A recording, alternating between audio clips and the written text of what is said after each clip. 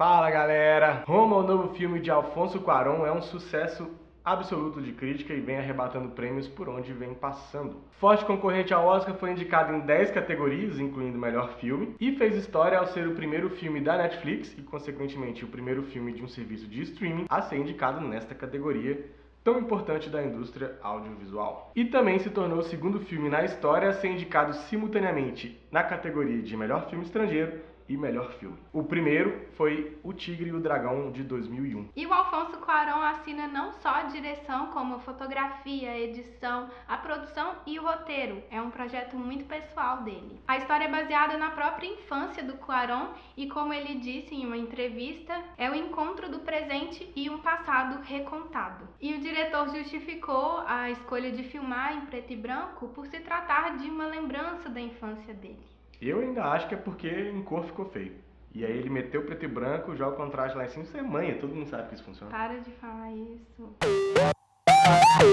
Mas essas coisas que a gente falou, talvez você já tenha ouvido falar. A partir de agora a gente vai entrar um pouco mais na história, então pode ser que tenha algumas revelações do enredo. Se você ainda não assistiu Roma, vai lá na Netflix assistir e depois volta pra ver a nossa discussão aqui. Eu fiquei muitos dias pensando nesse filme, pensando nesse tema. Ele é um filme que faz muito a gente pensar, né? Ele é um filme de história de mulheres e que a gente fica refletindo, cada momento a gente lembra de uma parte da história. O vídeo que a gente vai fazer aqui tem muito a ver com o que a gente fazia com os vídeos de The Handmaid's Tale, porque é uma história que tem muito significado e a gente vai adentrar um pouco na história dessas mulheres, principalmente da Cleo e da Sofia. Já vai deixando seu like aqui para você não esquecer e não se esquece de se inscrever aqui no Mexido para acompanhar outras análises. Tem uma playlist com filmes do Oscar, a gente vai deixar linkado aqui, então é isso aí.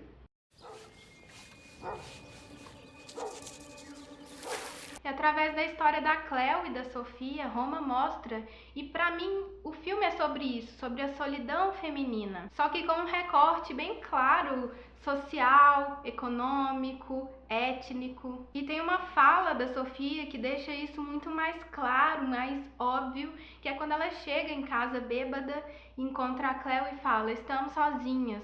Não importa o que te disserem, nós estamos sozinhas. Tanto pelo fato da maternidade que as duas no momento estão compartilhando, e a Sofia tá passando por aquele momento no casamento em que o marido tá indo embora e ela tá meio confusa. É interessante como que o roteiro do Cuarón consegue capturar e transmitir essa perspectiva feminina, a dor, as responsabilidades que essas mulheres têm na vida, esse peso que elas carregam. É muito sensível, parece que ele tem uma observação bem empática, né, das mulheres. Eu acho que o carinho, o afeto que ele tinha com essas duas mulheres na época, junto com a consciência que ele criou ao longo da vida sobre esses assuntos, pode ter facilitado na hora de escrever uma história assim. Eu acredito que muito dessa solidão que o filme representa esteja muito ligado com a maternidade e mesmo com a casa muito cheia, com muitas crianças. São 4 filhos, né? E tem as empregadas, tem a avó. Tem um sentimento de solidão, tem um sentimento de isolamento, porque são duas personagens que têm muitas responsabilidades ali no momento,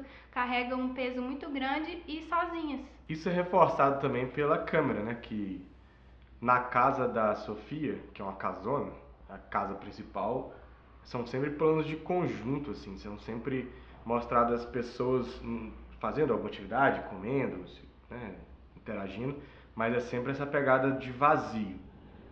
Quando mostra a Cleo, apesar de ser os quartinhos dela pequenininho, né, aquela coisa do quartinho de empregada, né, DCE que tem em vários lugares até hoje, também ela tá sempre sozinha, né? Já é um outro tipo de solidão mesmo, que é a solidão de fato, ela tá sozinha, tá só ela ali no ambiente, mas a câmera reforça isso o tempo inteiro também, no uso dos planos, né, com a escolha dos ângulos, dos enquadramentos. É legal essa fotografia porque é um filme íntimo, que é de história, que é de personagens, mas que trabalha muito mais com planos abertos, não tem planos fechados, você não se aproxima através da câmera desses personagens.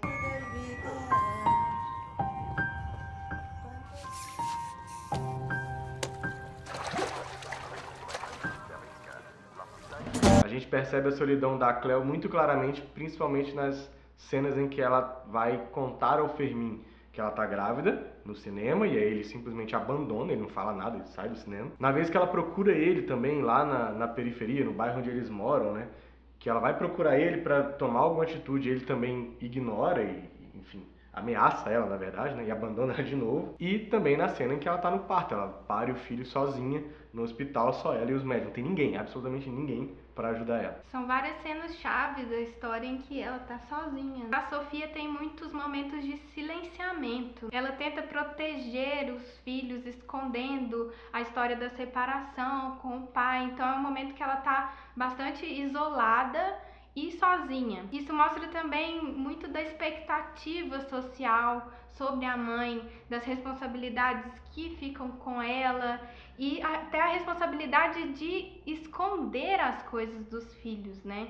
Ela sente essa responsabilidade. Já esse silenciamento em relação a Cleo acontece o filme todo. A gente percebe que ela é uma personagem que tá sempre no cantinho, tá sempre calada, sem se expressar muito, até quando ela fala é muito baixinho, né? E o momento que ela tem de explosão, que na verdade é bem silencioso também, é depois da morte do bebê dela e ela tá se sentindo culpada. Ou seja, nem pra ela ter um momento dela poder falar o que ela tá sentindo, dela expressar, é por uma coisa de boa, né? Por isso que eu acho tão triste esse filme. No momento que ela vai se expressar é pra sentir culpa. A presença dos homens adultos nessa história é marcada pelo abandono. A gente tem ali dois personagens principais, que é o Antônio, o pai, e o Firmin, que é o pai do bebê da Cleo, que simplesmente somem. E é muito interessante essa representação porque é uma realidade que até hoje persiste. O filme é dedicado a Libo, que é a babá que criou o Cuarón desde os 9 meses de idade, a empregada doméstica que trabalhou na casa da mãe dele desde essa idade. Então, uma relação íntima. E aí tem aquela coisa ambígua dessas relações de empregadas domésticas que vivem na casa dos patrões, que é essa relação de poder, a relação que tem de patrão e empregado, ao mesmo tempo que tem uma relação de muito afeto. Ela realmente se integra, de certa forma, à família, cuida dos filhos, então tem responsabilidades sobre os filhos, tem responsabilidade sobre a rotina da família, controla a alimentação, controla às vezes até as agendas. É uma relação ambígua e muito complexa. A mesma família que diz que ama a Cleo é a família que acaba abusando dela. Ela é a primeira a acordar, acorda os filhos, aí é a última a dormir. Um exemplo é quando tá a família inteira assistindo televisão, aí o Tonho, é o Tonho, né, que é o mais novinho, o filho mais novo pede para ela poder ficar lá com eles e a mãe já pede alguma coisa. Quando eles voltam da viagem, ela tá naquela situação super vulnerável, a família vai toda descansar, mas a Cleo vai trabalhar. Muita gente até comentou sobre a romantização desse tipo de relação, desse filme. Eu não achei, porque eu achei que causa bastante desconforto a gente que tá assistindo ver essa situação. Não é uma coisa, ai, minha empregada da família. Escancara pra gente essa relação problemática que existia lá nos anos 70 na família dele, mas que existe muito até hoje. Tem o componente étnico porque a empregada, ela é uma indígena, ela vem de uma etnia dos povos originários mexicanos, que aqui também se repete, né? Não só com indígenas, mas com a população negra principalmente, né?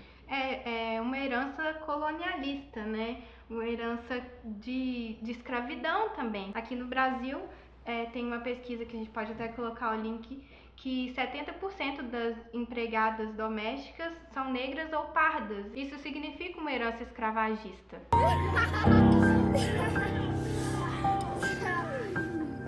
Inclusive, retomando a frase que a Sofia fala para Cleo, de que elas são mulheres e independente do que digam, elas estão sozinhas, estar sozinha para Cleo ainda é extremamente mais difícil do que estar sozinha para Sofia. Sofia vem de uma classe social diferente, uma classe social rica, ela é uma mulher branca, ela tem curso superior, ela pode arrumar um emprego qualificado, enquanto a Cleo está numa situação extremamente vulnerável. E é por isso que a gente falou também dessa discussão étnica, social, que Roma traz. A Cleo, ela é o elo mais fraco dessa relação, sem dúvida alguma, e está completamente vulnerável. Se tem alguém que realmente está sozinha, é ela. Até porque nem para casa da mãe ela pode voltar.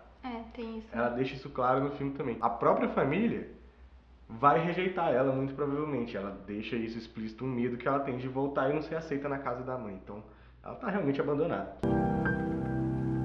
A Yalitza Aparicio é da mesma região que era Libo, que é a personagem que foi baseada a Cleo. As duas são de Oaxaca, não sei se é assim que fala, um estado ao sul do México. É interessante que a Cleo e a Adela, que é outra pessoa que trabalha na casa e tem a mesma origem, conversam no idioma nativo mixteca. Tem um outro aspecto muito interessante, muito rico do filme, de Roma, que a gente não vai abordar nesse vídeo porque não é o tema dele, mas que vale a pena também vocês darem uma olhada, darem uma conferida, tem análises espalhadas por aí, que é o aspecto histórico do filme. Ele se passa num momento do México muito específico, pós-Copa do Mundo, 1970, e durante essa década de 70, e aí todas as implicações que tinha nessa época, inclusive o famoso massacre de Corpus Christi, que teve participação da CIA, para variar, né? Os caras estão metidos em tudo quanto é coisa aí nas ditaduras latino-americanas, que é um período muito sombrio, muito tenso, foi um massacre, várias pessoas assassinadas. É um período muito rico da história mexicana que também é retratado no filme. Por tudo isso que a gente falou, é que Roma não é só um filme bonito, não é só um filme muito bem feito, roteirizado, editado, é um filme muito complexo e que trata da história das mulheres, de duas mulheres mais especificamente, e que fala dessa solidão feminina, de ter que conviver com pesos, com expectativas, com responsabilidades e, além de tudo, enfrentar muito machismo e tendo ainda o recorte e o peso de posições sociais, étnicas, econômicas em que você vive como mulher. Achei uma abordagem muito sensível e muito necessária. Então tá bom, gente. Espero que vocês tenham se inscrito no canal e que tenham gostado do vídeo também. E do filme. Eu fiz esse roteiro com muito carinho, demorou mais de uma semana. Talvez não vai entrar, porque o editor não vai colocar. Então tchau, assistam Tchau. Roma. Tá muito bom.